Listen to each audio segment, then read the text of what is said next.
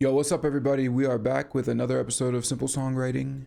We're on the Evanescence train right now. We are just moving forward with Evanescence. This will probably be the last song that I do by them until the new album comes out in a few weeks. So, yeah. But I wanted to cover this one. So, we're doing Afterlife by Evanescence. This came out last year, actually. It came out over a year ago, March 28th, 2025. Um, the past 2 weeks I did Who Will You Follow and Going Under. Who Will You Follow being like the latest single, and then Going Under is one of their singles from Fallen, their first album. So yeah, we're sticking with Evanescence and we're doing Afterlife. So this song was actually made for the Devil May Cry show on Netflix. It was like one of those animated shows by the same guy who made Castlevania. I actually watched the first season, which is where this song is featured this past week before doing this episode or taking my notes for this episode. A pretty solid show, and the way that they used the song in the show was pretty cool. So that was all good. But I just wanted to get a little bit of background on like where they were coming from when it came to this song. I know I don't want to get all into it, but this song was made on sort of a different, it was made by a different team of producers than the people who made Who Will You Follow, and who I presume are making, doing most of the production on the new album Sanctuary. So I did just want to get, a feel for like where their heads were at whenever they were making it. Cause I think one of the guys working on the show actually got the song started, and then they brought in Amy Lee and Zach Cervini to kind of finish it out, as well as others, of course, but they're kind of the big players right now. And so, yeah, with that said, I do want to mention I'm not going to be talking about the song in the context of the show. I think you absolutely can. Like the song absolutely applies to characters and themes and elements within the show. But I just think, I like to judge a song on its own merit. I want to judge it. I don't want it to be helped or held up by the story or of the show. And so, I don't know how y'all will feel about that, but that's just kind of how I like to do it. I want to make sure that I'm giving the song like a fair trial, whatever you want to call it, fair analysis. That's the word. So yeah, won't be looking into that, but yeah, a little bit of background before we really dig in. I did Who You Followed like 2 weeks ago, and I was not particularly impressed with it. I really didn't like the lyrics, and I thought the theme was just a little shallow, a little silly. And I don't think the fans were particularly happy. Y'all certainly let me know in the comments, that's for sure. But hey, it's how I really feel. I'm not just like some hater trying to be a hater just because I genuinely didn't really like that song. But a couple of people in the comments had mentioned this song and how it was just a huge song. It's got, I think it's almost at 90 million streams on Spotify. I mean, those are huge numbers, especially for a rock artist. So I was like, I had heard this song before I did Who Will You Follow, but I'd done like a kind of a passive listen, and I thought it was pretty good. But I thought because Who Will You Follow was the newer song and I felt a little more strongly about it, I thought I went with that one for the song that I chose.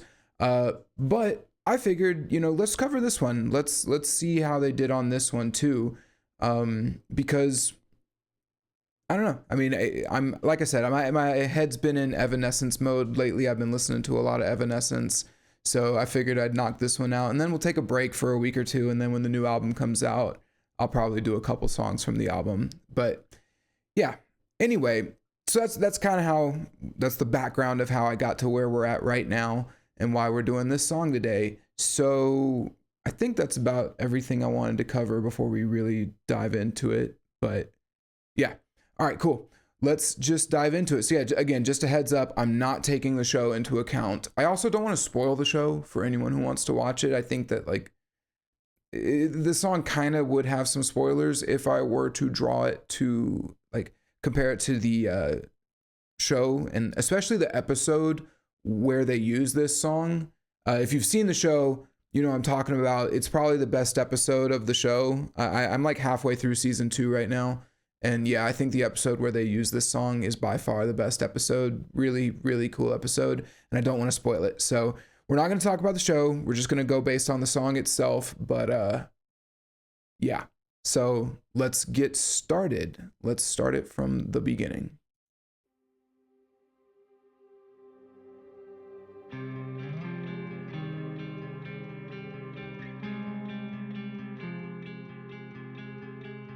Okay, so right there, we start with a little volume swell, like an ambient swell, but it isn't like, I mentioned cheap effects on Who Will You Follow, where they just throw little like zoops and things like that. This is more of like a cinematic, atmospheric swell. Like it is very, like this is a very cinematic song. Obviously, it's used for a show, but the song itself, as we'll find out, little spoiler alert, this is a story. We're telling a story on this song, and it just does a lot of really cool things with that in order to set that atmosphere and that tone. So this isn't just like some random swell that they're doing to bring us into the song. This is like setting the atmosphere of the song with like some ambient, you can almost hear the wind blowing and things like that. So that's kind of the difference, I think, between something like this, and it keeps going and it actually kind of builds and changes. That's kind of the difference between a swell like this and that short little swell that you hear at the beginning of Who Will You Follow. So then you get two guitars that come in, what I think is two guitars. There's a part of me that just feels like that dun, dun, dun, might be a bass. It could be a bass, and there is a bass solo later on in this song, but I can't quite, it's like in that frequency range where it could just be low strings on the guitar, or it could be the higher strings on the bass. I think it's the lead guitar. I think it's a guitar, but it could be a bass. I don't know, but regardless, it doesn't matter. There's two guitars. One of them is playing the dun, dun, dun, dun, dun, dun. So that's a really cool little melody, very somber. And then behind that, you have this back and forth dandum, dandum, dandum, dandum, dandum, dandum. That is actually a motif that carries on throughout the song. Now, on its own, to like my initial impressions, like I am a guitarist, I think that it's kind of, it's just kind of meh. It's a pretty standard thing to do on guitar. The dandum, dandum, dandum, dandum. It's not really mind-boggling stuff, but it's making for a nice intro, and the fact that they layer a melody on top of it is cool. So I'm not like dissing it yet, but I just want to say, like, on its own right now, it is just sort of a pretty standard, almost even mediocre guitar part. But with that said, it is setting up a very eerie, somber tone. So now we get let's let the next section play out here, or let's let it keep going now.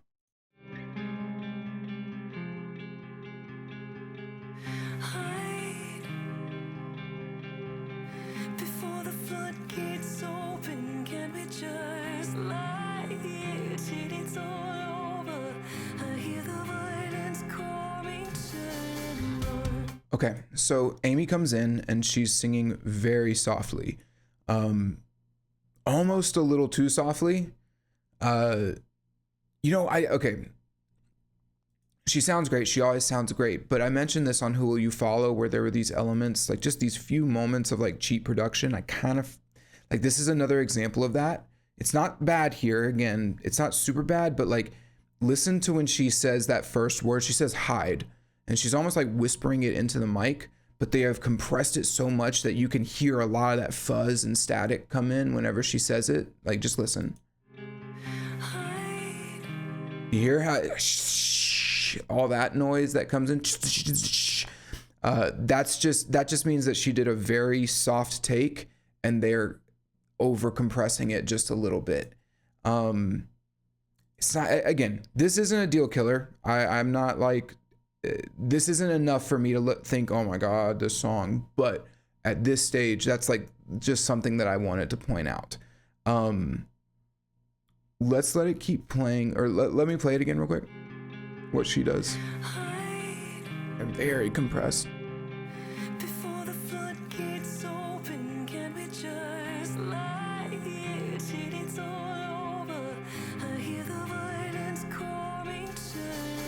Okay, so from a musical standpoint, that melody is fantastic. So like kind of starting with the one word and then building off it. So hide. Here, let me pull up the lyrics quick. So she's saying, hide before the floodgates open. Can we just lie here till it's all over? I hear the violence coming, turn and run. Like that's a really, really cool melody. It's got a lot of nice like ups and downs. It's building tension. It's got this hint of aggressiveness. You know, can we just lie here till it's all over? I hear that, you know, it's just cool. It's got like it has a really nice flow to it. Very eerie as well. Like it feels tense. It feels like we're just a little cramped. So let's talk about the lyrics real quick, because the music is all the same here. No additional music elements so far. They're about to come in, but yeah. So she says hide. That's the first word. So to me, that's kind of an interesting start, especially given what the guitars are doing. You know, this very eerie, somber sound. Yeah, that word hide is like, it immediately opens up a whole bunch of questions. Like, is she hiding? Is she telling herself to hide? Is she telling someone else to hide? What are they hiding from? You know, it's just kind of a foreboding word to say at the beginning of a song that already has kind of a foreboding sound to it, or a foreboding intro. So yeah, so then she says, before the floodgates open. Again, very, very foreboding, but also that idea of like floodgates, that means that we're talking about something kind of larger than life here. Like we're going big. I think that's important to keep note of, because, well, we'll talk about the scale of this song as we get further into it, but this song's cool. It's a little bit bigger than some of the other stuff that we've heard. So anyway, so she says, hide before the floodgates open. Can we just lie here till it's all over? Okay, so that can we just lie here till it's all over? Really cool. Really cool line. So we've kind of, again, we're setting up this very foreboding tone, foreboding sound. And this line captures a really unique feeling. It kind of makes me think of like, you know, like in one of those the old Call of Duty games. This is a real historical event, so I shouldn't say the old Call of Duty games, but like, you know, sitting on the boats before they're about to hit Normandy, you know, it's like calm before the storm type of deal, where you all know, everyone knows what's about to happen. We know that there's something's about to go down, and you're almost hoping that like you could just hide from it, or you could just lie down and just wait it out. Yeah. And then that's what she phrases it, like a question too. It's like, there's just a part of her that wishes that's something that she could do. Like, can we just lie here until it's all over? It's really cool. Now she says the word we as well. But to me, I think that this feels very personal. Like she could be talking to a personal, like a close friend, but it almost feels like that kind of, I know this doesn't make sense, but like the singular we, like what are we doing today? Like when you know, sometimes I'll wake up and I'll just be like, all right, Cam, what are we doing today? You know, like that. It's like, can we just lie here? She also could be talking to the listener, but to me, this doesn't feel like she's necessarily addressing a crowd. Maybe she is, we'll see. But like, this feels like a very personal, like inner monologue type of line, where it's like, can we just wait? And then the next line, and the last line of this verse is, I hear the violence coming, turn and run. So again, that's really cool. So first off, she actually uses the word violence. So this is not an unambiguous conflict that we're getting here. This isn't like an emotional conflict. I mean, you could maybe say it is, or you could interpret it that way at this point, because again, we're going through the song in chronological order, right? And so at this point, maybe it's emotional, but I don't know. It doesn't feel like it. This feels like something brutal is about to happen, and for her to actually use the word violence is, you know, that's heavy. Like that word comes with implications, right? So yeah. But then she also says, I hear the violence coming, turn and run. And I really like that too. And we'll see. So to me, that almost sounds like she's talking to herself, like she's telling herself to turn and run, or she's maybe telling her, the potential people that she's talking to, her companion, to turn and run, whoever it may be. So it almost seems like it's signaling a retreat. There's violence coming, floodgates are opening. Could we just lie here and wait for it all to be over? Probably not. It's coming. We need to turn and run. At least that is what you would think it would be. But then let's listen to what happens next.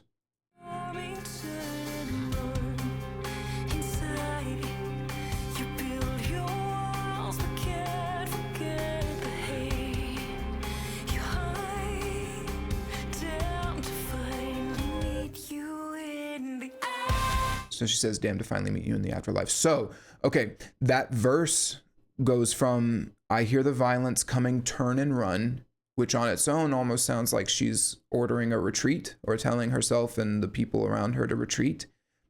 But then she says, turn and run inside, which is kind of a little superfluous, but whatever. But not really, though, because it relates to the next line. So she says, turn and run inside. You build your walls, but can't forget the hate you hide. Now that's really cool. So she's so that line that initially kind of signaled like a retreat, with this extra context, she is actually talking to an enemy. She is saying to the enemy, turn and run inside. You've built your walls, right? You've built your walls so you can turn and run inside your little fortress or whatever it is. But can't forget the hate you hide. So like the general thing to pull from this is that she is addressing an enemy. There is a clear adversary here. But let's break this down just a little bit more. So when you say like you build your walls, but can't forget the hate, like first off, build your walls here is pretty cool because she used the word inside already. So there is a literal way that you could look at the walls, but then, there's also the emotional or mental walls that people put up in order to block others from influencing them or hearing what other people have to say, that type of mental block that people will have. So it's cool. But normally when you say like you build your walls, but that's typically like an emotional or like a metaphorical wall. But in this case, because she says turn and run inside, it actually does give it just a little bit of a literal interpretation too, which is cool. Like she's saying you're like, go hide in your fortress. But then she says, you build your walls, but can't forget the hate you hide. Now this is kind of interesting. She doesn't specify who can't forget. She just says, but can't forget. You build your walls, but can't forget the hate you hide. Now, the obvious interpretation is that this adversary has built their walls, the mental walls in this case, but they aren't able to get away from the hate that they have or that they've shielded from everyone. But I think also you could say like she can't forget the hate that this person has hidden. So that this adversary has obviously put on maybe like a facade, right? Like they hide hatred within their heart and now they're retreating. They're hiding from the people that it's affected. They're hiding from Amy Lee while she's storming the fortress. But I think that you could interpret it as Amy Lee, or the narrator in this case, can't forget the hate that this person espouses, but then the adversary themselves, the enemy, also can't get away from the hate that they've espoused, which is why they are now hiding, right? So yeah, it's cool. And I think when you pull just from at this point, there's a very strong conflict here. Our narrator has a clear vendetta against this person, and there's a very very strong feelings, like, and we don't know what's going to happen yet, but we've already heard about like floodgates and violence and hate, and like this is it's fairly heavy subject matter. So pretty cool. And then to end this verse, I think that this is one of the most interesting lines in the song. She says, or this is the pre-chorus technically, we're going into the chorus. She says, damned to finally meet you in the afterlife. Let's listen to that. Let's listen to the way that she says that.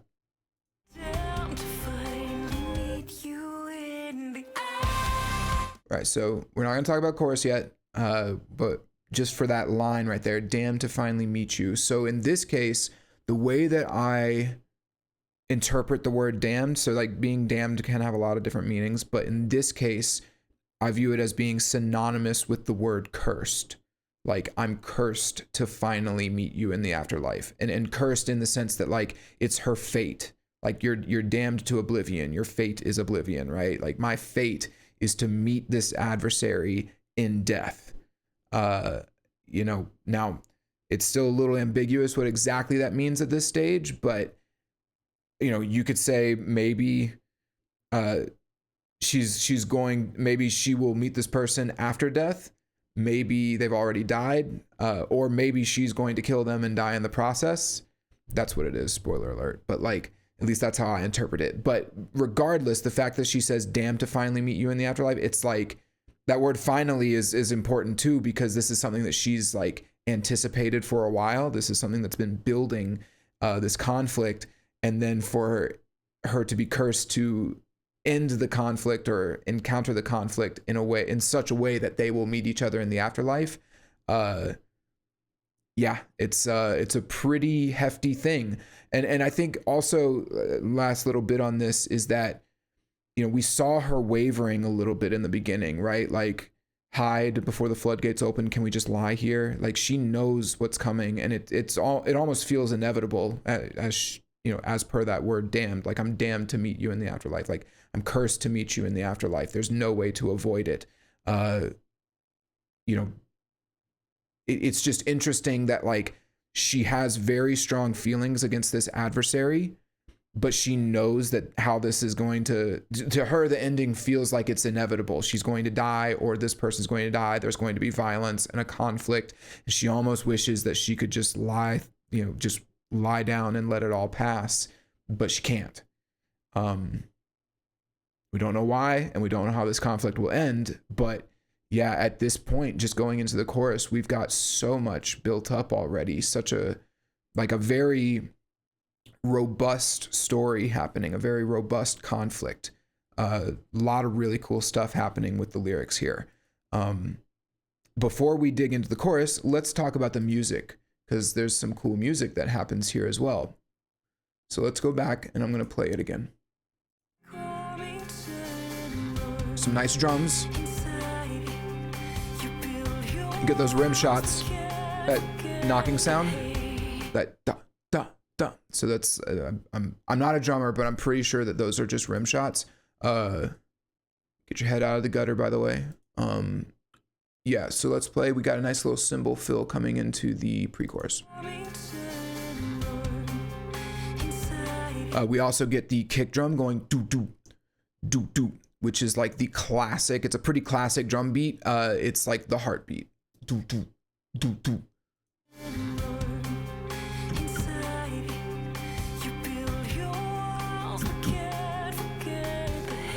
The synths also start to expand a little bit here, and then that guitar part, that they actually go up 2 octaves on the guitar part here. So we start the guitar part off like this.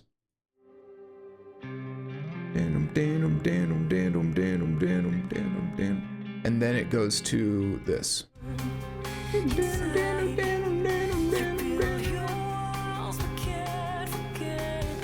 So that's cool.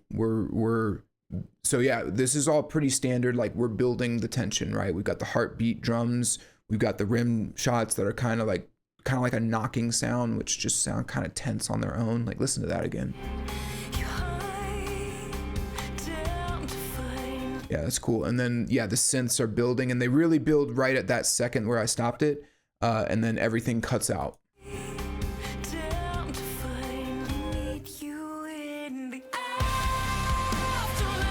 And yeah, everything slams in on that chorus. So yeah, I'm gonna let the chorus play now, and then we can talk about it.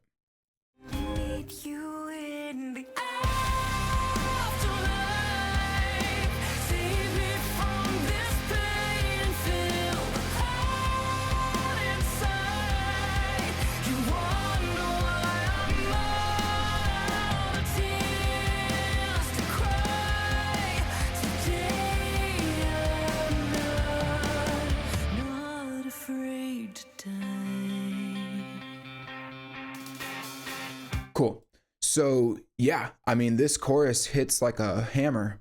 It hits like a fucking hammer. It comes in really, really strong. It's pretty epic. The chords are very dark. I didn't look up what the chords actually were. I don't like to go into theory on this show. I do know theory, just in case any of y'all were wondering, but I just find it to be kind of boring. It's not boring. I shouldn't say that. It's just most musicians don't understand music theory. So it's like, I could sit here and tell you, oh, this is G Lydian. And it's like, I know what that is, but I don't think that a lot of people know what that would mean. And I could explain, oh, it's a B minor chord or is it B minor? Yeah, B minor chord that goes to a G major chord and then an A, whatever, flat 5 and all that shit. And it's like, that doesn't really mean a whole lot to anyone. A flat 5 is not in G major, by the way, or G Lydian. Anyway, point being, I don't know what the chords are, but they're very dark and they're very big. And there's also like this synth in the background too. I mean, this whole chorus is just geared towards being as epic as possible.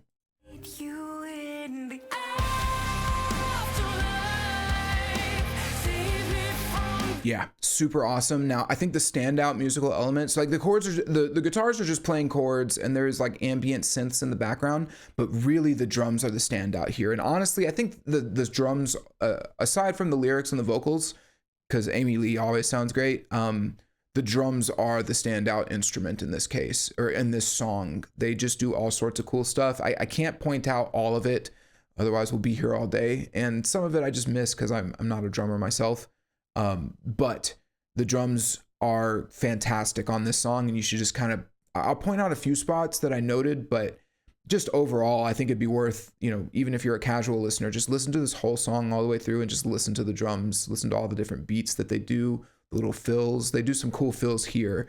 Yeah, about halfway through this chorus, they actually go to a beat switch, kind of go to like slow blast beats. So here, listen.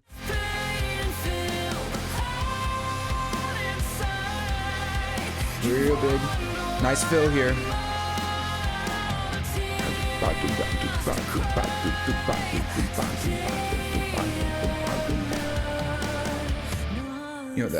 That's cool. Like and it wasn't blast beats. Sorry, I was incorrect. It's like a 3-3-2 beat, like 1 2 3 1 2 3 1 2. Yeah, but super cool drums. But the standout here is, again, all of this is fairly simple, for the most part. Like the drums are cool, but they're not doing anything crazy complex because we are paying attention to the vocals here. So Amy sounds awesome. Again, she always sounds pretty awesome, but really great here specifically. Hold on 1 second. I'm just going to adjust some of my stuff. I've realized I don't have this quite right. What are you doing? Okay, so the melody's great. I don't think that the melody is like unbelievable, spectacular, like nothing I've ever heard, but it is very solid. I think the real standout here is the lyrics, quite frankly. So we're looking at the lyrics. The first thing she says is, well, obviously she's continuing the pre-chorus, and so she says, "Damn to finally meet you in the afterlife." So yeah, she says afterlife, and in this case, the afterlife is sort of, well, actually, here, hold on. Let's back it up. All right, so that's obviously the big word, meet you in the afterlife. She says, "Save me from this pain and fill the hole inside. You wonder why I'm all out of tears to cry. Today, I'm not afraid to die." So let's break this down one by one. So first off, the afterlife. So in this case, I always this is kind of a thing that I was thinking about the other day, and I don't know, I don't feel like I've quite been able to formalize it yet, so I don't want to go too far into it. But I feel like there are bands and artists who will pick like a word or a song, and then like that's what the word, or they like assign undue meaning to that word. Like I don't know, like I've noticed like Bullet for My Valentine will do this, or Black Veil Brides will do this, where it's like, Bullet for My Valentine has a song called Gravity, which I think is just like a generic relationship song. And oh, sorry, I haven't been moving my little song tracker. Okay, it's like a generic relationship song, but then you take a word like gravity, which has like all of these really cool implications, and it's like if you look at the lyrics of that song, all the words are extremely generic and lame, but except for this one word, gravity, and it's like, yeah, we're gonna take this word and we're gonna give it all of this meaning, and then that's what we're gonna call the song, and we're gonna, the song is called Gravity because it's about the gravity that we feel when we love someone or whatever, and it's like, okay, that's fine, but it's not really like doesn't feel like a particularly unique take on a love song versus, a song like this where the afterlife in this case, she didn't just take the word afterlife and then say, cool, that's what I'm going to write about. And I'm just going to write some generic song about what it means to die. The afterlife in this case kind of, to me, feels like it is a thematic tool within the song. It's kind of like an important element of the song, but it's not it isn't like above the theme, right? Like, does that make sense? And again, I want to preface, I haven't like fully worked this out in my head, but it's like afterlife, it's part of the story as opposed to her like assigning some arbitrary meaning to it. It's like, no. The fact that, like in my opinion, my view of the afterlife in this song is that it is the inevitable conclusion of her conflict with this adversary. She will die, he will die, there will be violence. This conflict is going to lead to both of their deaths. And what does that mean? What are the implications of that? And the lyrics dive into it much more in this song, so I don't want to spoil it. But that is like very interesting to me, that it's not that the afterlife is the point of the song. It's that this conflict is the point of the song, and the afterlife is sort of like a conclusive part of the theme. It's an important part of the theme or the idea within the greater theme of this conflict. I don't know if that makes sense. Let me know if you know what I mean. It's kind of like maybe another good example would be like pop songs, like where they just use like a word like bubbly, or Colby Calais, like realize, and I just realized. It's like you just say that word over and over again until it kind of loses its meaning. And it's like, well, what'd you realize? Well, I realized I liked you. It's like, is that really worth calling the song Realize? I mean, does that really have like a whole lot of depth to it? Like just giving that one word all this meaning? Anyway, let's move on. I just explained what I think of that word afterlife. I think it's a really cool word, and it has like thematic value within the song. So then she says, save me from this pain and fill the hole inside. This is a little meh, but it does work. And it actually does give us some background as to why she has this enemy, right? So it kind of explains her side of the conflict. Whoever this person is, this enemy, they have hurt her deeply. They've caused her a great deal of pain, and actually left, that metaphorical hole within her. I know we've heard this many times in other songs, but again, this at least gives us her perspective on the conflict. The next line is sort of a natural progression of that. She says, you wonder why I'm all out of tears to cry.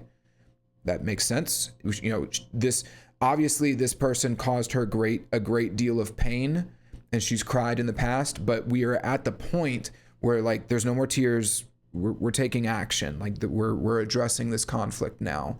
And then the last line is, today I'm not afraid to die. So I think that this is yet another turning point in the conflict, kind of like how we, when I thought, or where it seemed like she was retreating as we went from the verse into the pre-chorus, and then it turns out, no, she was telling her adversary to hide. This is that turning point where going into the chorus, she said, damned to finally meet you in the afterlife, almost as if she views it as like something that she's cursed with. But now she's found a little bit more resolve by the end of this first chorus. She is actually okay with dying. She is okay with meeting him in the afterlife. She's not afraid to die. So yeah. Very cool. Yeah, I mean, we just have a really nice story developing here. We have a fairly normal perspective of someone who has been wronged severely, and they want revenge. they have, we're not quite at that point yet, but they have a very serious problem with this enemy, with this adversary, to put it lightly. And we're going to see where that goes. But it does involve violence, and it does involve that person hiding, and it does involve death, right? So yeah, I mean, I think it's cool how the song starts off very low key, very somber and eerie, and almost a little reluctant or apprehensive about what's to come. Then we get into the pre-chorus where, where she's kind of explaining like, this person better hide because I'm coming for you, and it just feels like I'm cursed, but this is inevitable. And now it's not only inevitable, she's almost welcoming it. She's welcoming this conflict. She's not afraid of it anymore. So yeah, we're already in a very different place by the end of this first chorus than we were at the beginning of the song. Super cool. Super, super cool. Let's see where it goes. Hold on.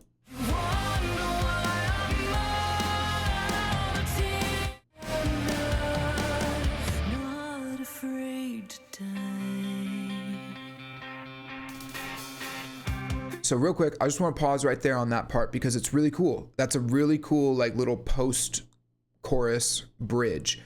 So we go back to that little back and forth guitar part, the dun dun dun dun dun. This time it's one octave up from the intro. So again here, so the intro played it in a lower octave. The pre-chorus had it 2 octaves up, and then this has it 1 octave up. So we are just kind of moving this little back and forth sound all over the place, right? So just so you can hear the comparison, here is the intro version where it's the lower octave. Now here's the short bridge where it goes up 1 octave.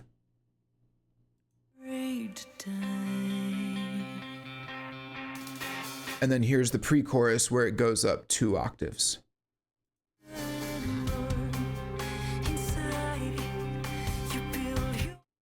Super cool. Like they are, so the reason I wanted to, address this is that this has gone from being maybe just like a sort of mediocre guitar intro, to now actually being like a musical staple within the song. Like it's now giving this song like a musical identity with this back and forth.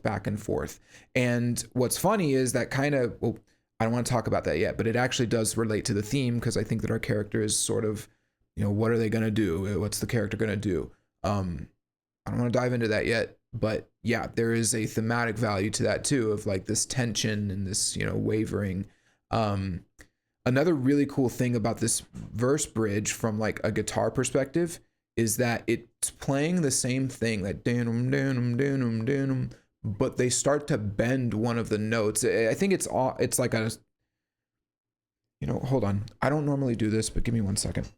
I might be able to figure this out. It's like,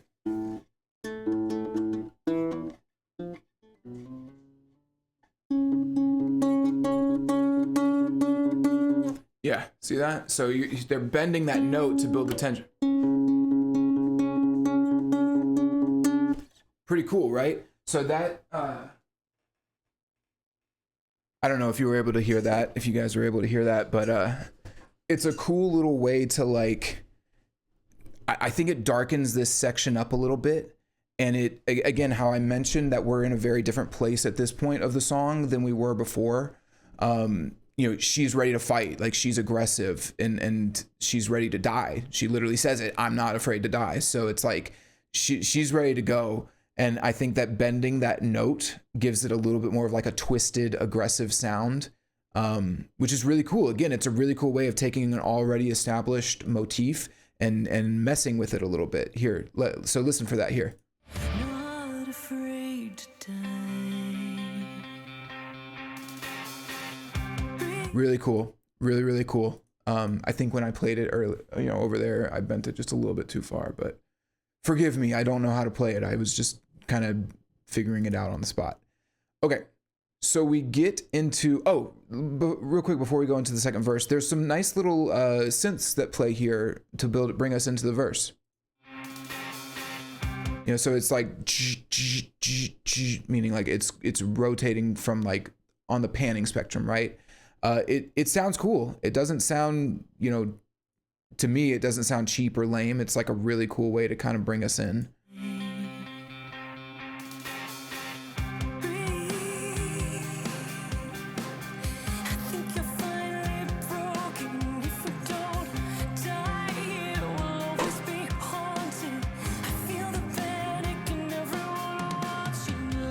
All right, I'm gonna stop it there. So I want to talk about a few things. So first off, there is a really cool synth that comes in. It's like a very, to me, it's a very unique synth sound. It's this, and it's doing that guitar motif, that little motif, that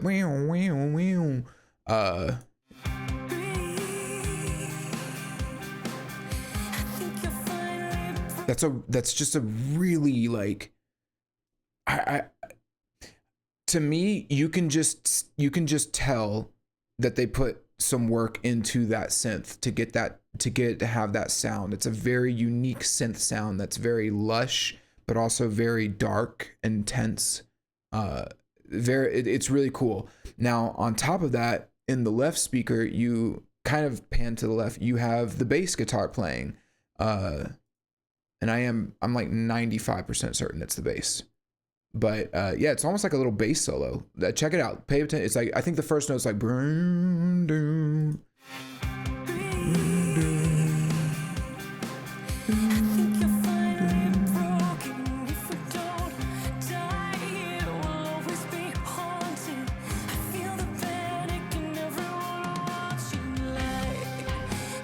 yeah.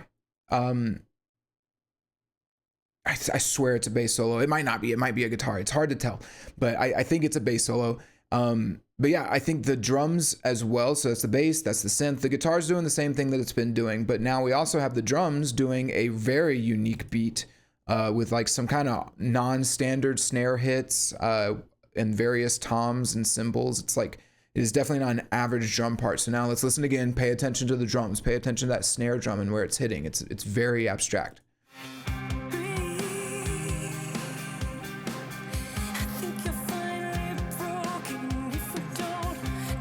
What the hell? It's like do ba do. Not even. It's like I can't even quite get it. Hold on. Do ba do ba do ba. Yeah, do ba do ba do ba. I think that's right. Do ba do ba do ba.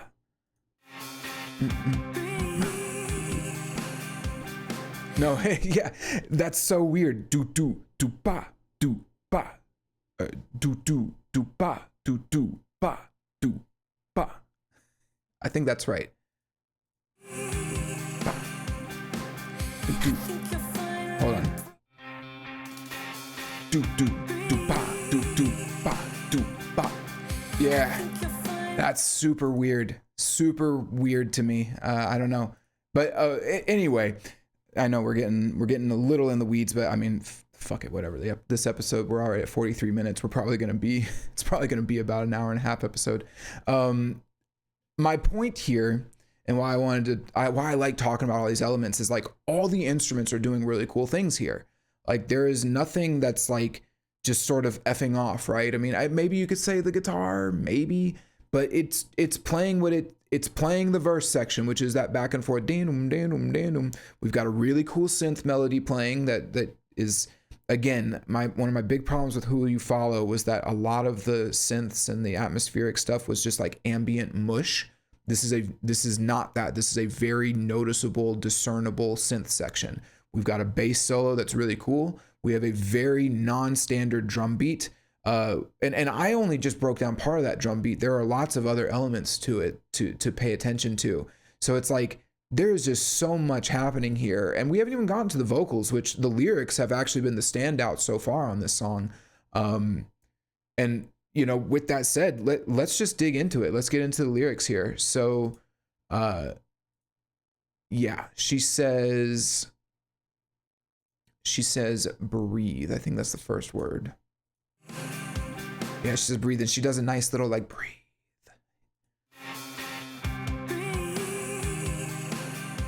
Hear how long she holds that out. Breathe. Yeah. So in general though, she has the same melody here on this verse. So let's just kind of talk about the verses here. So like that word breathe, it's an interesting line to start with. I think especially coming out of that chorus, which was just like super heavy.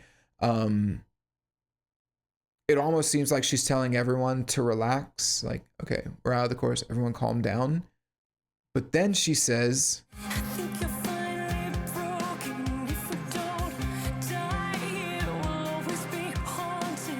which again, I think it's like the third time now, and this is good, by the way. I like that she's doing this.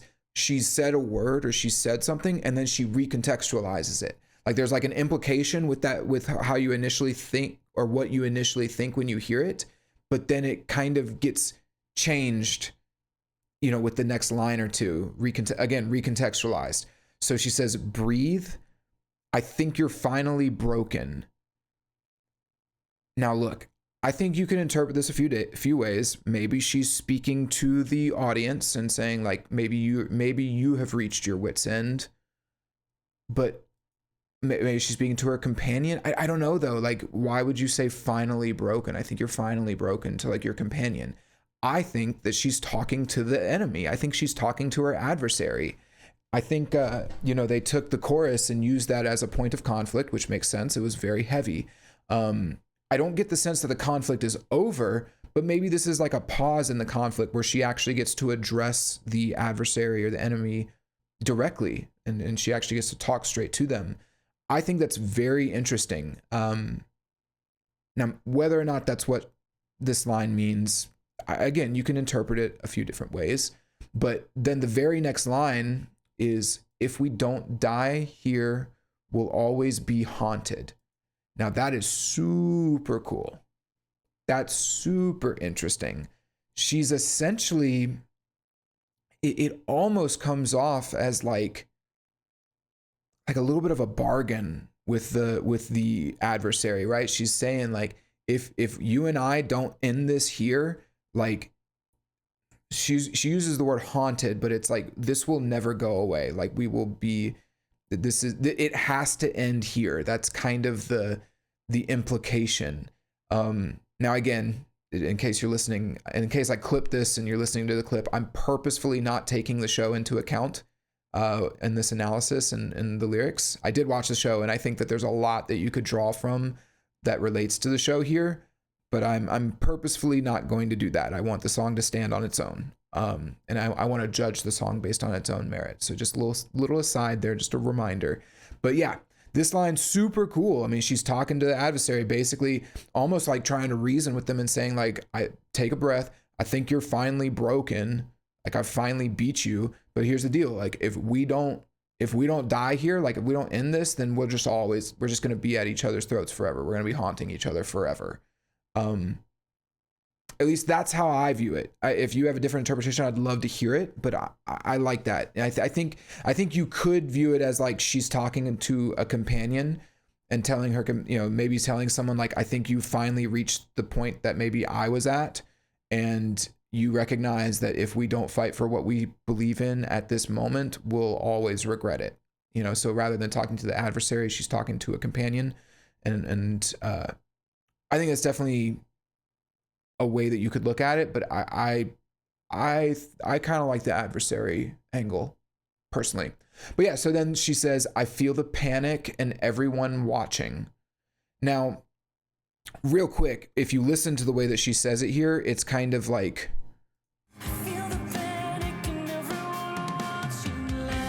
so she goes straight into that word lie. I just want to kind of say outright, I don't think that she means I feel the panic and everyone watching lie to me.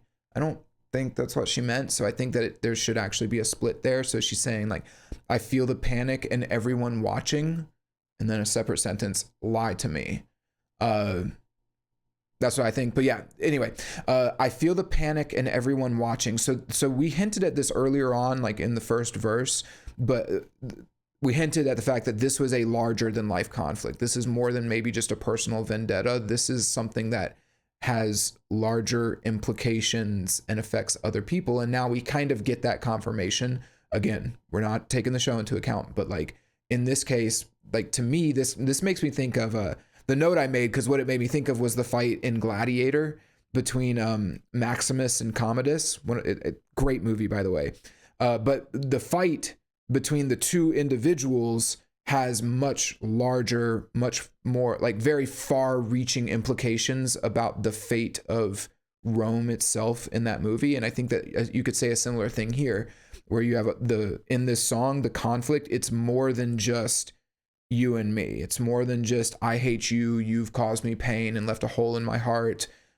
You have hate within you. It's more than that. It's like, this is like determining the fate of, you know, our, it's determining like the future of others as well. So yeah, kind of very cool. I think that's a really nice, I mean, just with this verse, with these lyrics, I think that we've got a really great expansion on the conflict. We've gone from it, you know, we have her actually addressing the enemy in this case. We have the scale maybe being growing a bit. It has larger implications than just like a personal vendetta, which is very important. I think we're going to find that it's very important later on. So yeah, I overall, these verse lyrics are great. So let's go into the pre-chorus and I'll talk about the lyrics first.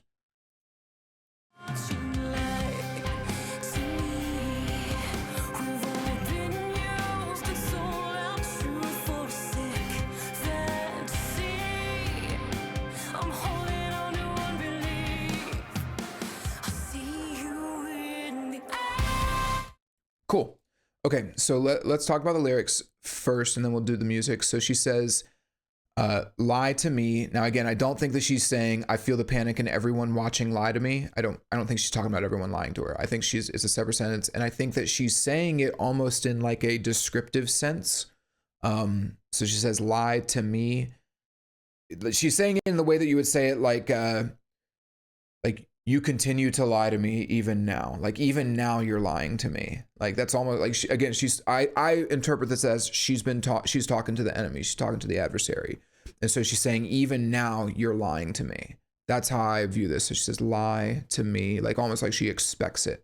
Then she says, we've all been used and sold out truth for sick. We've all been used and sold out truth for sick fantasy. This line is fine. It's fine. I think that, you know, I think that it is giving a reason why more people would be involved in this battle than just her. Like it's giving kind of a collective reasoning for the conflict, which is good. I think it's good to do that for sure. I do think that it comes off as just a little like plotty, if that makes sense. I don't know if I'm not trying to downplay it, but it just comes off a little bit like I don't, there's not a whole lot of emotion in this line. There's not a whole lot of weight to it. It's just like, we've all been used and sold out. It's like, I don't think it's bad. Let me be clear. I'm not saying it's a bad line. I just think it maybe could have been a little bit better. It's maybe not quite as strong, or it doesn't quite have the impact that it could have had, but it's fine. It's a perfectly good line. I'm being very nitpicky here. Like I just full disclaimer, I'm being really nitpicky. These lyrics are really good. I like them a lot. This was just one of the only lines where I was like, yeah, okay, you know, I get it. You're again, she's giving a collective reasoning why this conflict would be larger than just her, but it didn't quite hit me. But regardless, she ends it, you know, again, she ends it by saying, I'm holding on to one belief. I'll see you in the afterlife. And like, to me, that's like, okay, cool. We're back. Like, we're back to like really cool shit. So, yeah, all of that said, or all of those previous lines about lie to me, I feel the panic and everyone watching, we've all been used and sold out. It's like, despite the lies and the fantasies, you know, the pressure that she's probably under in the context of this conflict, there is a belief, there is still something grounding her, which is, again, I'm gonna kill this guy. Like, I'm gonna kill this motherfucker. Yeah, that's essentially it though. Like, she is holding on to one belief, which is that she is going to kill this person. And again, I mean, Great second verse and second pre-chorus from a lyrical perspective, really expanded on things, gave us a lot more context and weight to the whole conflict in general. And again, really strengthened her resolve despite all of the chaos of this situation. She is like dead set at this point. Like maybe at the end of the first chorus, like, all right, she found some resolve, like she's not afraid to die. Now she's like, oh, I'm going to see you in the afterlife. Like we're doing this, you know? And I think that there's implications here. This is my last little bit on the lyrics. There's implications here that she's not just doing it for herself. There is a potential motive for like, she's actually helping others. So, you know, I think the initial view of it was that this is a personal vendetta, like she's seeking revenge. And I think that that's still true.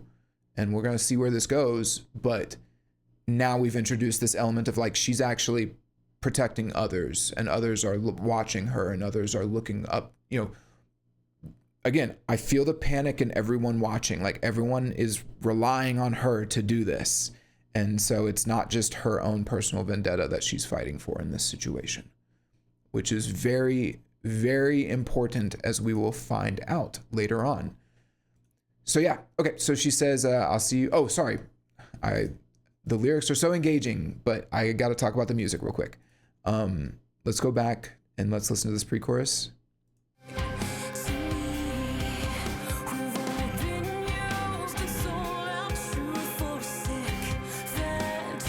Yeah, so the main thing is we get that really cool guitar coming in, heavy raw guitar. It is a single guitar track though, and it starts off kind of in the middle, like off middle to the left, and then it I don't know, to me it doesn't sound like it's evenly to the right. It sounds like it's further to the right. So it's like weird. It's like here at like, I don't know, 11 o'clock, and then it sounds like it's almost at like 4 o'clock or 3 o'clock or something on the panning spectrum. Listen for that.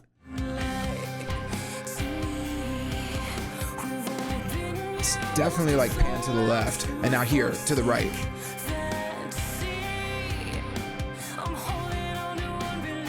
It sounds way further to the right. So I don't know what's up with that. Interesting choice, but I mean, it's cool. It doesn't sound bad. It's just something that they decided to do.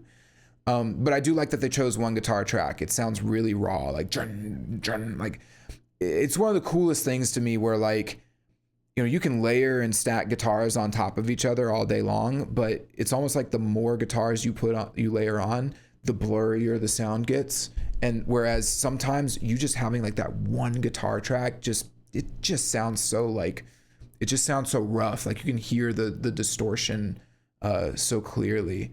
So I really like that. I also think that the drums here are just fantastic. Just exceptional drumming throughout this whole song. A little double snare hit there. And a really nice pause. Like there was like no drums playing for a second there. Yeah. Hold on. Double hit. Yeah, just it's a quick second, but there's space there. Anyway, it's cool. A lot of cool stuff. And then yeah, the production. I think that the synth went up in octaves.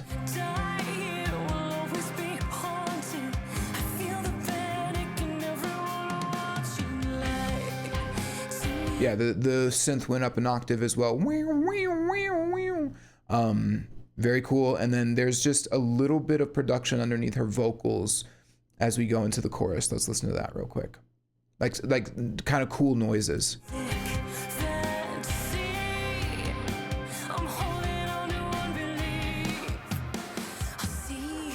Hear that? Hear all that? That's really cool sounding. Like that's what good production sounds like on a song like this. Like that sounds really cool, and it's you don't hear a sound like that anywhere else on this song. So it was like a very specific, it's not even really like ambience, I would say. It's just like this kind of like it sounds like bubbling, like the energy is bubbling, right? Just for this one short little section. Listen to that again. Listen to the way it sounds.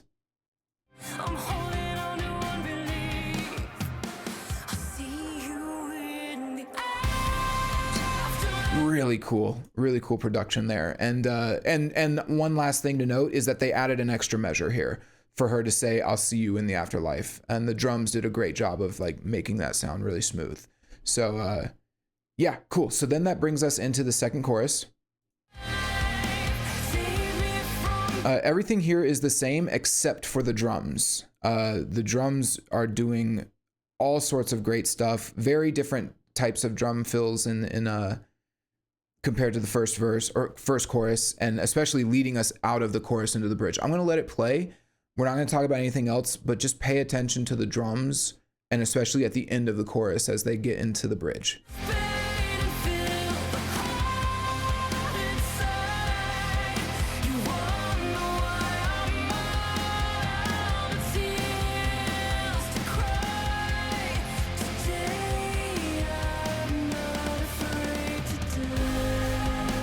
Really cool stuff. Like, again, you can just tell, like, a lot of times today the drums are very copy and pasted. That was not the case here.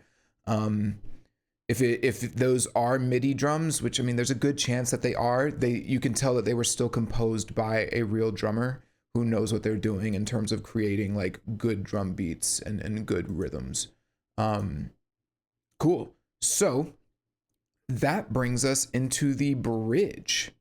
So let's play this first. I'm just gonna play the first half of the bridge for right now.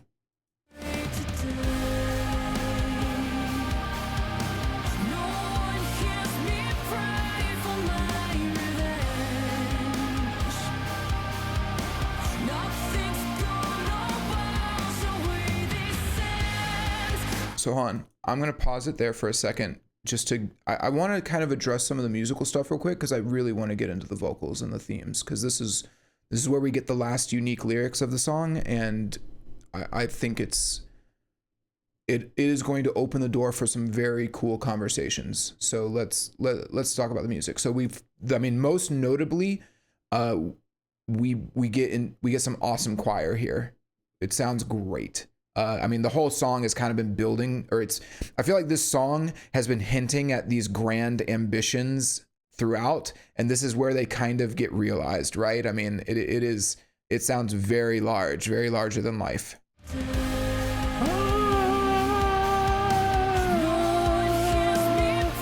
Really awesome. Yeah. Yeah, the drums and guitars are doing pretty normal stuff there. And then I'm gonna let this next section play real quick. We get some extra layers. And then it sounds like some low choir here. Do you hear that? Ooh, listen for those notes on the choir. Ooh. Yeah, so like super cool stuff happening with the choir. There's also some extra strings and I think some extra guitar layers playing. You can hear the guitars seem to beef up a little bit right here. Hold on, wait. Right there.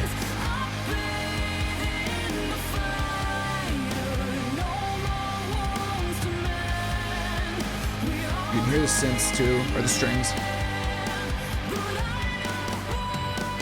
Some like chugging guitars, and then I don't want to talk about that next part yet because I want to do a whole thing on that.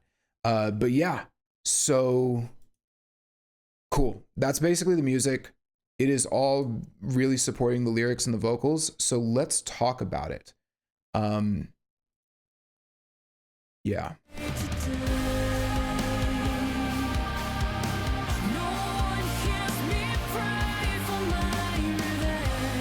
Okay, so we're now getting into the climax here. Like, this is the climax of the song. Now, throughout the song, she's kind of gone back and forth on like how she feels. Well, she was a little wavering at first, and the song has basically been a buildup of her resolve to confront this enemy that she has, this adversary, even though she knows that it will result in her death and the death of the adversary. I mean, it's going to result in death. Now the motivations here have been a little bit, I think that's been part of it, where there is definitely a personal vendetta. This person has pained her and left a hole in her heart. But also in the second verse, we kind of got a little bit of a little background that this is more than just her. There's other people watching who are panicked. Like, this is a larger than life conflict. And I think that this line here, this is where this is the crux of the song, basically. She says, "No one hears me pray for my revenge." And I think that this is a very important line, because this is where it's kind of revealed, like, this isn't about other people. This is about her. This is, it's almost like the verse 2 was a little bit of a misdirect. And this is going to be really important when we start discussing the theme of this song, because there was this motivation. There is this idea of like, well, she's doing it to protect other people. And I think with this line, she's like, no one hears that it's, every word is really important here. No one hears me pray. So the other people don't know about this. No one knows about this. And she's praying for revenge. She is not doing this for other people. She's not doing this to help the others. She wants revenge. This is a song about vengeance, cold-blooded vengeance. It's very cool. Let's see where it goes. So then she says, nothing's gonna wash away these sins. Another line. And this is where we get into the part of the song where I was like, this song is way, way cooler than I thought it was. She says, nothing's going to wash away these sins. She is acknowledging that what she's doing is a sin.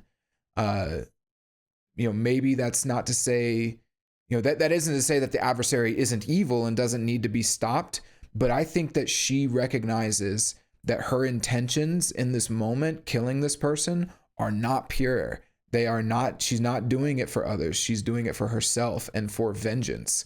And I think that this is actually the moment where we realize, like, what has the struggle been, or what this, to me, this is the conflict. This is why she's been, shown even a little bit of reluctance, or a little bit like she's, I think it's weighed on her. Like, if you go back to the beginning of the song and it's like, can we just lie here until it's all over, hide before the floodgates open? It's like, I think that I think it's weighed on her, this idea that, like, I want to kill this person and I want to do it for purely selfish reasons, and what they've done has been kind of a little ambiguous. I know that they, she alluded to it in verse 2 or pre-chorus 2, where she says, we've all been used and sold out, we've sold out truth for sick fantasy. It's like, yeah, to me, that's a little, there's a lot of ways you can interpret that, but regardless of how you interpret it, she's like dead set, like, I'm going to kill this motherfucker.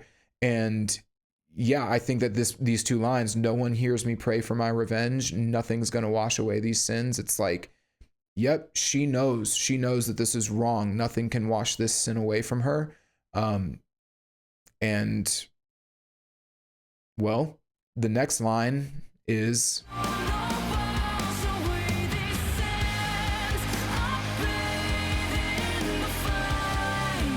very cool line. She brings in a harmony as well. It's really nice harmony, but she says, I'll bathe in the fire.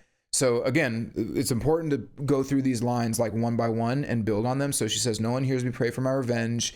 This is a story of revenge. She is killing this person, and ultimately maybe she will die in the process for whatever, I think that's just something you kind of have to accept about the story of this song, is that, like, her getting her revenge will result in her dying as well. That's just the nature of whatever this conflict is.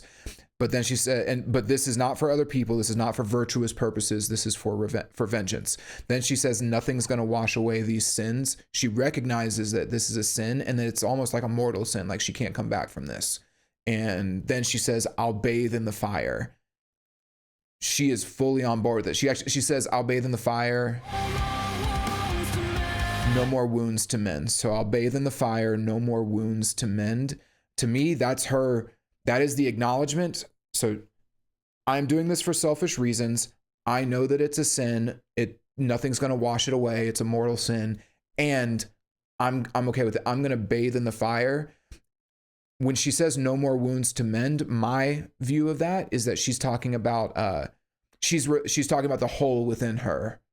I think she used the word heal in the chorus, or save me from this pain and fill the hole inside, not heal, but fill the hole inside. So now she's saying no more wounds to mend. She is saying this vengeance that I'm going to get, I'll bathe in the fire, but this vengeance is what's going to heal me. Like it's going to heal, it's going to fill that hole in my heart, is this vengeance. Yeah, she's healing the wound with vengeance. And that brings us to the final big climactic line.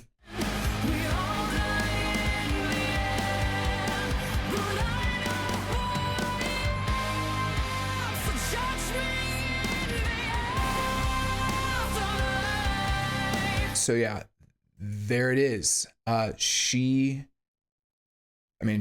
prior 3 lines, she has fully admitted that she knows what she's doing is probably not right. It's probably morally incorrect. Not probably. She's admitting nothing's going to wash away these sins, and that she is okay with bathing in the fire.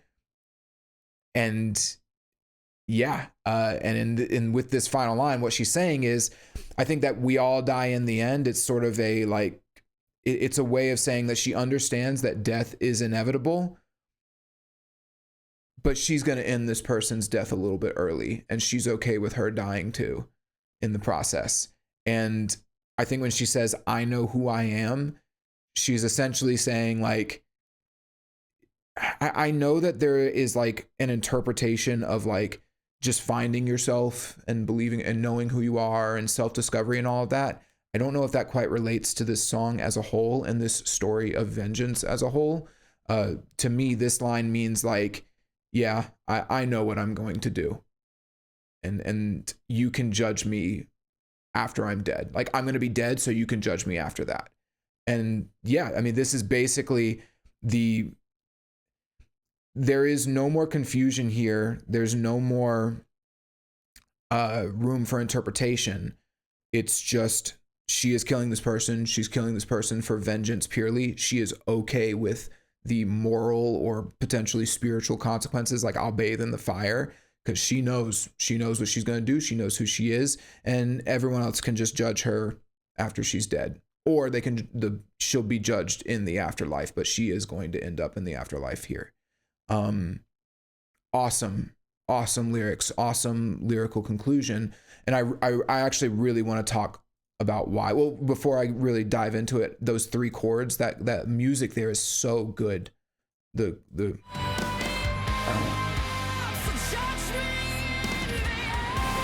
Yeah, that's like really climactic, really like, but it's not, it's dark though. Those are dark sounding chords. It's very ominous, like. And I think that that's what's important here. I think it's kind of an important thing to talk about. She's made a fairly dark decision here. She is committing an act of selfish vengeance. So let's talk about this song holistically. Yeah, let's talk about this song, like, and the theme, now that we have all of the lyrics in the story, right? So this is a really cool story. It's a story about vengeance, and like, we have what I would consider to be a morally gray narrator. This wasn't just like some black and white decision. It's something that she's mulled over in her head for a long time, and even throughout this song. She's gone out of her way to sort of distinguish the different motives that she might have for what is in essence like a deadly conflict with this person, with this adversary. And she's distinguished between them, right? So you have other people are relying on her. This person has harmed them, sold them out, fed them lies, harbors hate within their own, this enemy harbors hate within their own hearts. This enemy is not a good person, but she also, like, she is not necessarily, well, she's even admitting maybe she isn't a good person either. Maybe she's not so morally righteous herself, But what I was saying is, though, she's distinguished between the different motives, right? That she definitely has like a personal motive, but then there is far-reaching motives beyond just herself. But with this climax, we kind of get the the real moral quandary, which is, if somebody were to hurt you and the ones you love, is it okay for you to go and kill that person as an act of vengeance? And vengeance is a really interesting thing, right? I mean, you could very easily argue, like, yeah, it's totally, if someone were to kill, if someone killed my dog, I'd kill them. Like, I have a dog, he's laying around, he's laying right here. Someone came in and killed my dog, I'd kill him. Straight up. And I think most people feel similarly. It's the basis for John Wick. It's why we all relate to John Wick, right? It's like, but does that make it morally right? Is it morally right for you to just now have authorization to go and kill somebody, especially for, like, personal reasons and so on, right? Is it better if you're killing somebody to protect other people and that they're relying on you? What if you know that other people are relying on you to protect them, but you actually do have a personal vendetta, and deep down that all you really care about is killing that person for your own personal vendetta? Is that morally righteous? There's just it's an interesting topic to unpack and to think about, right? I mean, and let's say that you do commit this act of vengeance. What is the judgment? Because she says, judge me in the afterlife. It's like, it's an interesting thing to think about. If you kill somebody and it results in your death as well, it's like a mortal conflict. How should that judgment be? What would that judgment be? Because, I know, like, in a lot of religions, it's like, no, you're not, you don't just get a free pass to go and kill somebody out of vengeance. It's not a righteous thing to do, right? But then again, I mean, we all I think that everybody has that within them. Like, no, sometimes it is okay to kill somebody out of vengeance. It's like, well, I think what I'm getting at is that it's not an easy answer. Like, it's not just, you might think that it's an easy answer, but I think that there's strong arguments on both sides on, like, why you can't do one or the other. And anyone who would say, well, no, you definitely shouldn't kill someone out of vengeance, it's like, their opinion might change if it was one of their loved ones, right? Maybe it wouldn't change, though. Maybe they hold steadfast, like, no, there won't be, like, two murderers here, right? And I think and then a whole nother element that I haven't really even addressed is the fact that she knows that she's going to die in this conflict too. And it's like, is that okay for her to allow herself to die? That brings in a whole separate conversation, right? About, I don't want to get, YouTube scans for language, so I don't want to use any of that language, but you know what I'm getting at, right? So it's just, I guess what I'm saying is, like, this is a very interesting topic, and it's a very broad topic, and she's brought it about with her words and with her lyrics. Like, none of what I'm saying is like speculation or just random conjecture, right? Like, she's built this up in a really good way, and it's led to a very satisfying conclusion. It's maybe a little bit of, it's ambiguous in the sense that maybe we don't know if she's made the right decision or not, but it's unambiguous and conclusive in the sense that she has done it. We're not sitting here thinking like, well, did she actually kill him? It's like, no, she killed him. She killed him, and she died as well. Like, at this point in the song, she's dead. The adversary's dead. Like, she's done it, and she committed an act of vengeance. And now, again, this is kind of the beauty of the theme, right? Now we all get to sit and think about it and talk about, we get to judge her now that she's dead. She's in the afterlife. Now we can sit and talk and discuss about, like, was this the right call? Is it morally righteous to commit vengeance? So even right now, I'm judging her while she's in the afterlife, right?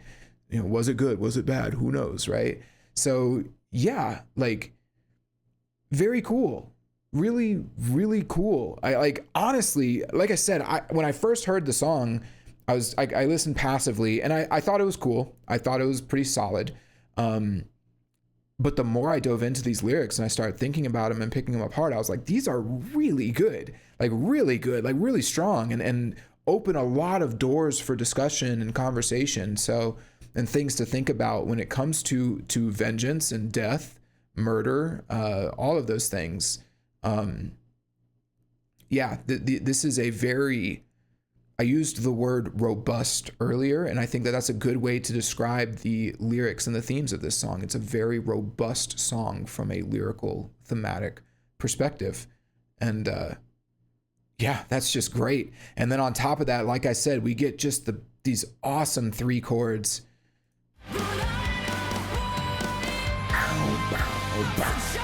So it's like all of that comes to fruition in a really awesome way. Like they knew that they were building this story up and that this was the climax of the story. Now you could say maybe they wrote the music before the lyrics and she catered the lyrics to it, but like, again, everything is really geared towards this story of revenge, and it fits in well with I'm not judging the song based on the show, but it does fit in well with the show. And I think that this song was started by one of the creators of the show. So it's like, I think that they knew what they were doing here, and I think that they pieced all of this together in this way on purpose, and it's really great, really, really fantastic job with these lyrics. So, let's just keep going. So we get into the third chorus.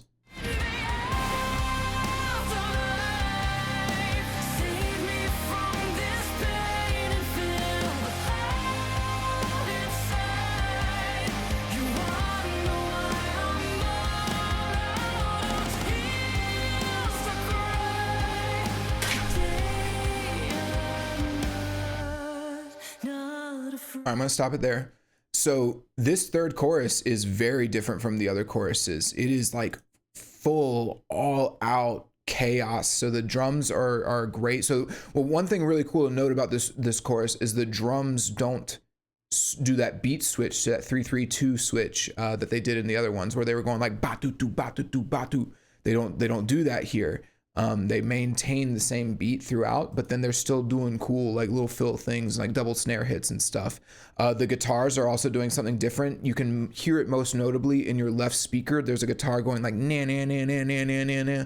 Listen for that right here.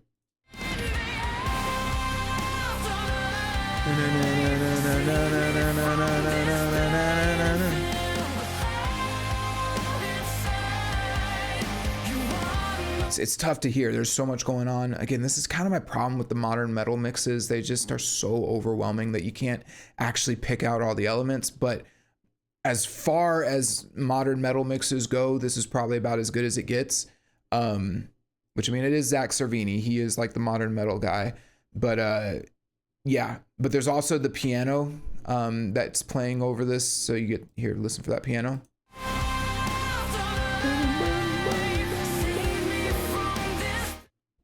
Oh, excuse me. Which just sounds super epic, super awesome, really epic. And then I think she does a slight melodic change on this line here. Now this one, right here. So the drums keep playing the same thing. She goes high. So it's funny because the drums are playing the same drum beat, so they don't do a beat switch. She actually keeps hitting the same melody as well, which is interesting, right? Like they're kind of hitting that big high note 3 times in a row, which, like when you have a climax and you're riding high on that climax, like ride it all the way, right? So just keep that energy all the way up, and then she brings it all the way down with this last line.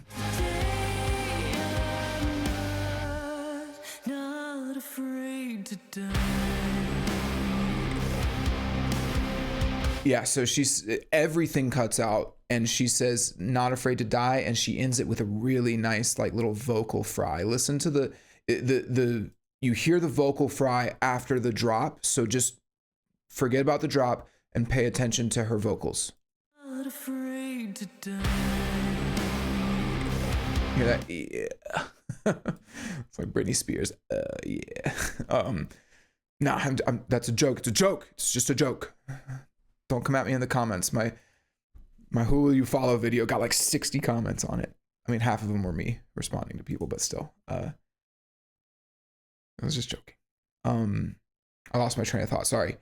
Okay, breakdown. So we got breakdown time. Yeah, this is great. Perfect spot for a breakdown. I would actually, from my perspective, this would be like, and again, I might be speculating here. This might just be my fan fiction, but to me, this is the actual moment of action. This is the moment where she kills the guy and or enemy, not the guy. It could be a girl, but she kills the adversary and herself in the process. I'm gonna let the breakdown play out.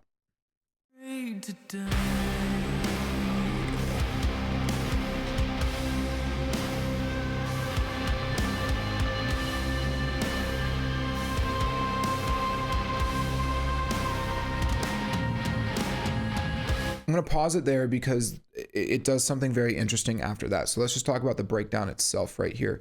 The breakdown is very cool. I like it more than a lot of breakdowns I hear, mainly because it's actually got like normal guitar parts. I have a video somewhere on my channel. I think it was one of my clips I did whenever I covered Lost by Bring Me the Horizon. Just so you got, like, this is a position I've always had. I don't really like breakdowns. I've never liked breakdowns. I think that breakdowns from like a musical perspective tend to be like a race to the bottom. I'm not going to talk about that. Go watch the clip. I actually thought it was a pretty solid clip. And I did a pretty decent explanation there. But long story short, I do think that the breakdown here is better than most. I think that it's got a lot of weight to it, very heavy. But it's not like just mush and detuned garbage. It's like actual cool guitar parts and hitting really interesting notes, and especially that like dun dun dun dun dun, like it sounds very ominous, very dark. Like again, this song, I think the important thing when it comes to the lyrical themes of the song is like, and that climax that we just had, like this is not, yay, she found herself. Like that's not what this song is about. She committed an act of violence out of, motivated by vengeance. It is a dark act that she's done. She has died, and the enemy, she has killed someone as well. I think that it's like, it's a heavy, dark moment. And so I think that this breakdown really emphasizes that, and it does a great job of like taking that idea very seriously. So it's a very thematically relevant breakdown. With that said, it is similar to a lot of the breakdowns that we get today, Sleep Token and Spiritbox and Era and all that. I know that those are very different bands. I know they're different bands, but I'm, as far as breakdowns go, I do like this one. I think this is a pretty solid breakdown. And I think that the whole song's really been building to this, honestly. I mean, this is like, I don't know if I'd consider this the climax, since the climax is the peak of the action, right? So we already knew what was happening, or we already kind of got that, but this is like closing it out, right? Like this is the satisfying, like final hoorah burst of energy, so to speak. And about halfway through, she starts doing some really nice, like a really nice long note over it. Listen to that.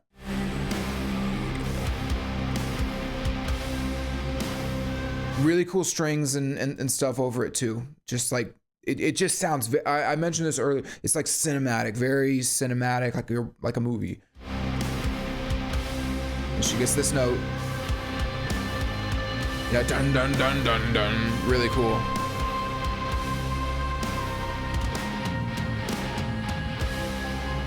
So now we get something very interesting here, coming out of that breakdown, which is like, well, basically that breakdown just doesn't overstay its welcome, which is like one of my biggest problems with a lot of, with like Sleep Token, for example. Like there are so many times I'm listening to a Sleep Token song and I am just like, oh my God, get on with it. But in this case, this one does not overstay its welcome. It smoothly transitions into like it is the last two lines of the chorus, lyrical lines, but it's like, I don't know. It's not, I wouldn't call it a chorus. It's all, oh my God, I'm sorry. I just realized I haven't been updating my song breakdown tracker, which I don't know if anyone's even paying attention to it. I'm trying to be more serious about it. I like it. I worked hard on it.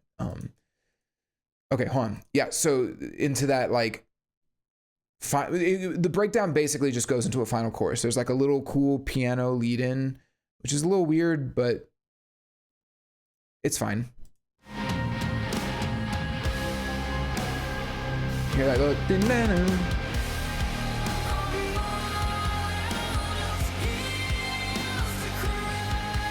All right, one note that I want to make on that I thought was kind of cool, and I don't think that this is by accident. That effect on her kind of makes her sound like she's a ghost, like she's dead, and at this point in the song she's dead. So it's like, hey, you know, it's just a little thing that they can do to tie the whole thing together, right? They didn't have to do that. I would have never said anything about it. I wouldn't have thought about it. But the fact that they did do that, there's a very clear effect on her voice, is like, I just thought, like, it sounds like she's a ghost, which is cool.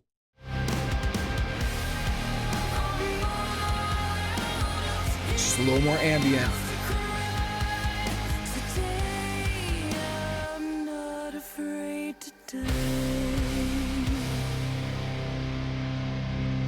And yeah, we just we get that repeated line, but then those notes are massive, just like huge notes. And it's like, it's cool. Like I'm not going to try to ascribe some like thematic person or purpose to those notes. They are just really cool, awesome, big, huge climactic notes. And then we kind of fade into the outro.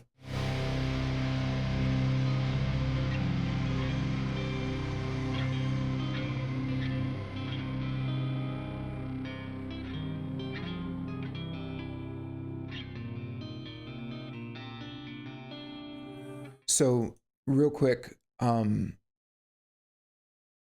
I'm gonna let it play out. I'm gonna let the song finish out.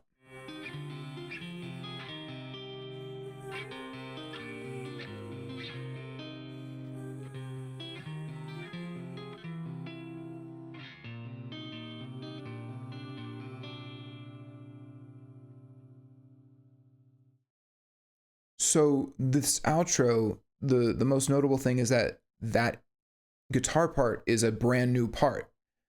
And rather than that sort of back and forth, like that tense guitar part that we've gotten at the beginning, or since the beginning of the song, you know, we get this section, which sounds, it doesn't necessarily sound, well, it's peaceful. But it's not without tension. It's just less tense.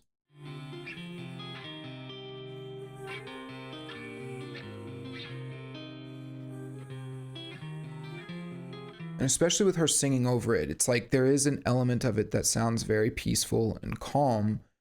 And I think it's a nice way to end such a dark, heavy song. I mean, the song has been eerie and tense the entire time. And we get this outro, which isn't just like full on happy, everything's flowers, she's actually great and everything's good. But I would read it as, especially with her singing there, maybe she won't be judged too harshly for this action that she's committed. Which again, that was kind of what we were left with, right? Like that's the part that we don't know. It's ambiguous for us to think about. Like, she's committed an act of vengeance. Will she be judged for it? Or how will she be judged for it? She's accepting of whatever judgment she'll get, but what severity that will be and how people will judge her after she's gone is not something that we know. And I think that this outro kind of implies maybe it'll be understandable. Maybe it'll be okay. Which is cool.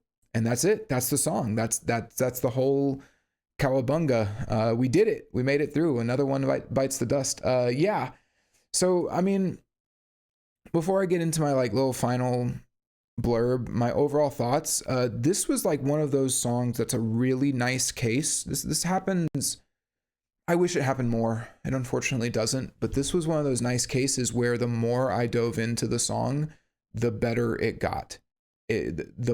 My initial impression was that it was a decent modern metal song. It had some cool guitar parts, great vocal performance, some decent drums.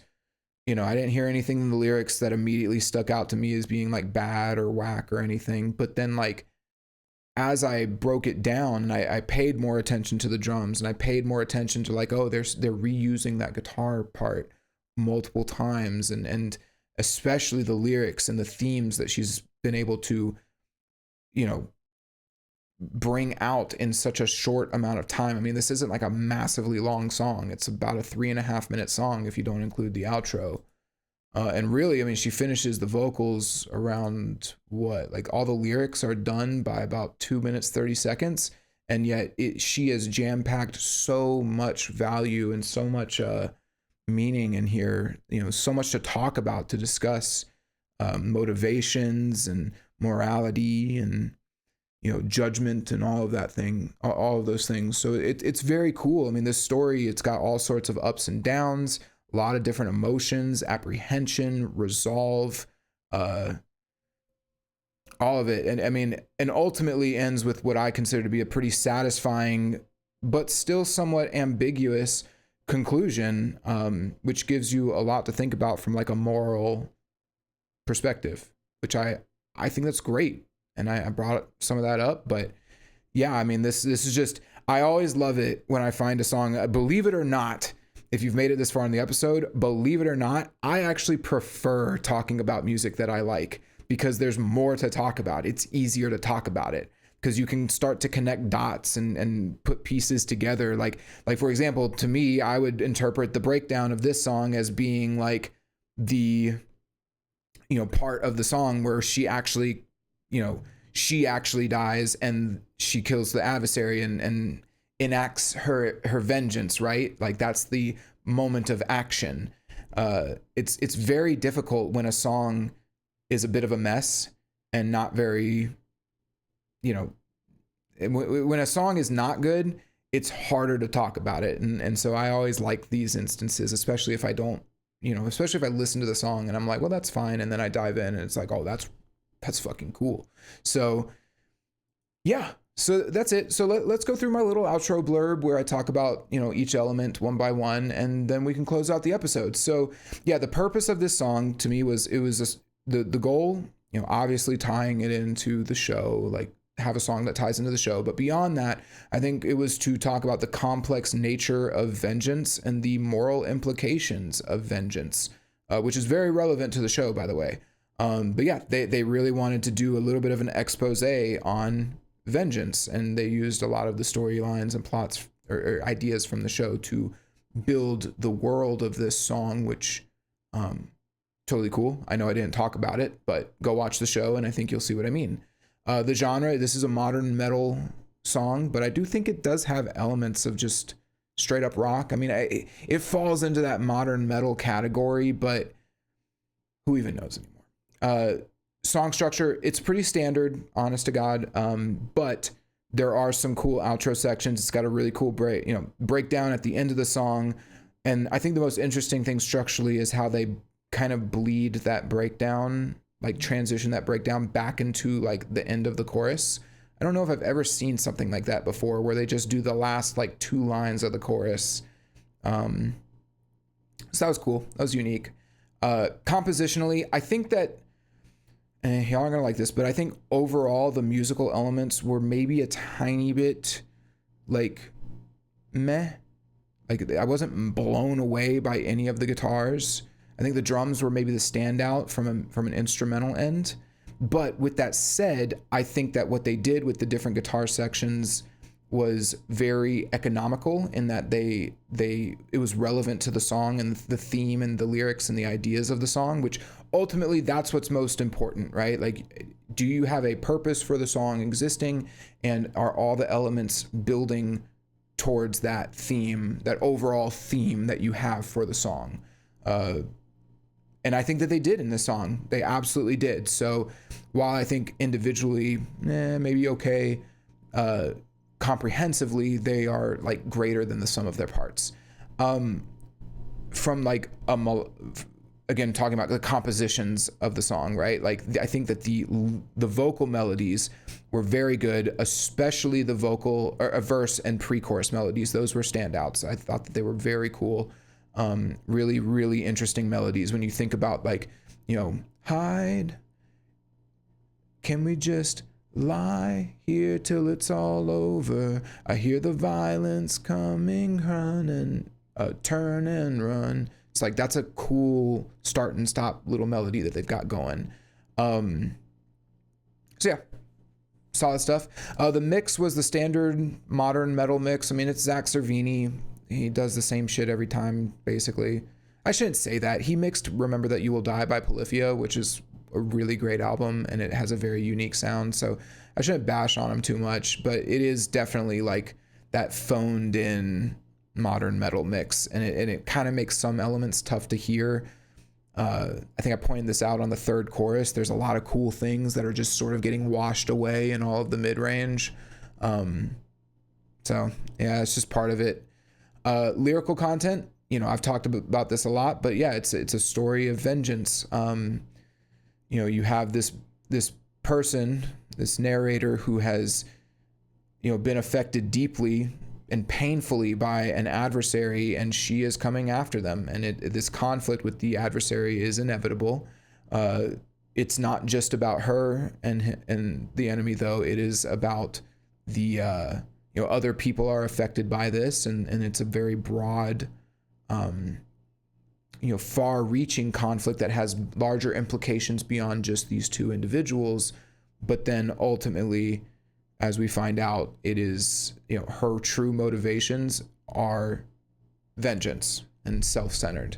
And, you know, that kind of brings me to talking about the theme, which is, what is the moral implication of vengeance? What does it mean to commit an act of vengeance, even if it is against someone that you can objectively say is evil or bad, and even if you are sacrificing yourself, and even if you are helping other people, and other people are relying on you to do this, if your intention is vengeance, you know, and you even know that it's a sin, what does that mean? You know, what are the implications of that? And I think that's really cool. It's a very cool idea to ponder, right? So yeah, final verdict. This song is pretty solid. It's very solid, very cool. You know, I think the lyrics are absolutely the highlight. The story is what gives this song as much weight as it does. All of the instruments sort of serve to, they exist to serve the story and that theme of vengeance. Absolutely. And you know, it just turns out great. I don't think that, you know, maybe from like a musical standpoint, I don't know if it is quite as good as, say, Going Under, which I covered last week. I think that the overall musical elements of that song were probably a little bit more interesting, but I do think that the lyrics and the themes of this song are better than Going Under. I think that it was a very impressive showing from Amy Lee. Much better than Who Will You Follow? Ha ha ha! You thought I wasn't gonna say it. No, yeah, much better than Who Will You Follow. I thought Who Will You Follow had some whack ass lyrics. She said "We Are the Fire" on that song. What the hell? What the hell? This is what we want to see. This is the type of shit that I'm talking about. Yeah, like, do not say "We Are the Fire" on a song. Do not rhyme fire with desire on a song. And do not resolve your conflict in the second verse because you don't know what lyrics or what to sing or say or melody to have in the bridge. The bridge is there for a reason. Yeah. Ugh. I know people really hated that I didn't like Who Will You Follow, but man, I can grant you this. I'm being honest. I am not faking it. I promise you that. But yeah, on that same token, I'm not faking my admiration for this song either. I thought that Afterlife is a very solid song, really good. The story and the themes and the lyrics are great. So yeah, cool. And that's it. We made it. We made it through another episode. Woo! An hour and 40 minutes. I was trying to tell myself, don't do an hour and 40-minute episode this time, Cameron. Only do 30 minutes. Make it an hour. But I just get going, man. I like doing it. I like breaking the songs down like this because the thing is like you know, I feel like I don't talk about the song enough. You know, I actually know music theory. I did play the guitar for you guys a little bit earlier. I know music theory and chord structures and all of that shit. I kind of want to go and look at the chords for this song just to see what they are, like for the chorus specifically, because I like that chord. You know what? Fuck it. This is the end of the episode. No one's listening anyway. Let's check it out real quick. Hold on. What's the song called? Afterlife, Evanescence, guitar, tab. All right, this is like the little secret ending for the people who made it all the way through. All right, so this is in G. This is G minor, 7 string, right? Yeah, that's what I figured. 7 string, drop G.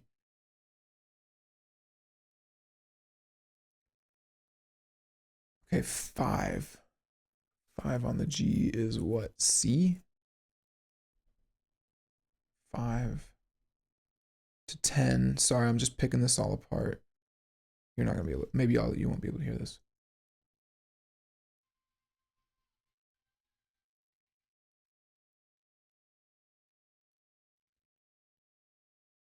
Okay, so yeah, it's hitting the 5, so that's pretty cool. It's like a little key change from G to C. I think that's also Lydian. So yeah, you could go G to C. So it's hitting a C note, and then it hits, what is that? E flat. E flat over G. Yeah, okay, that makes sense. So it's a key change, or modal change is more accurate. Yeah, so it's just going from the C to the E flat to the A flat to, what is that? I'm having to like transpose because this is in a weird tuning. But it goes from the A flat to, what is that? F. Okay. Yeah, that's cool. Oh, and then it hits, oh, that's interesting. Okay, so then it actually hits a natural E. Hold on.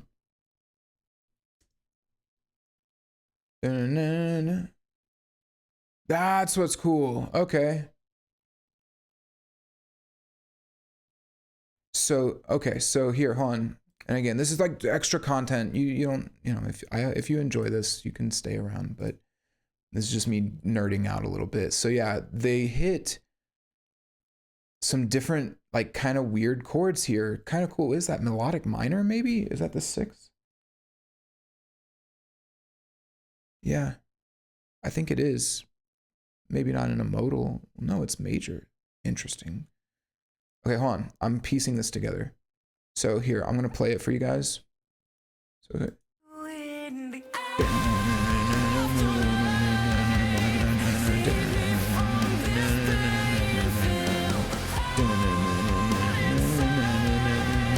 Right there, I think is where it's a different note. Hold on. I wish you guys could hear the tab.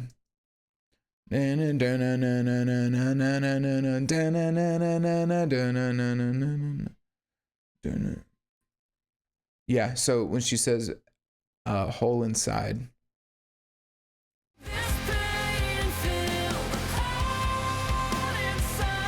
That right there, that's a different chord. So that's a unique chord that's like very unorthodox. So she's switching from like, this section in general is in C minor, but for that one note, it switches to C major. Right there. And that's why you hear that lift, and now right here too. There's a lift here. And then right there, yeah, that's really cool. It's hitting 9, 10, 8, 7. So yeah, they're just kind of throwing in that little like major chord randomly. So yeah, when she says tears to cry, it's like, it's major. Here, hold on, I'll point it out. Major, normal note, minor, build up note.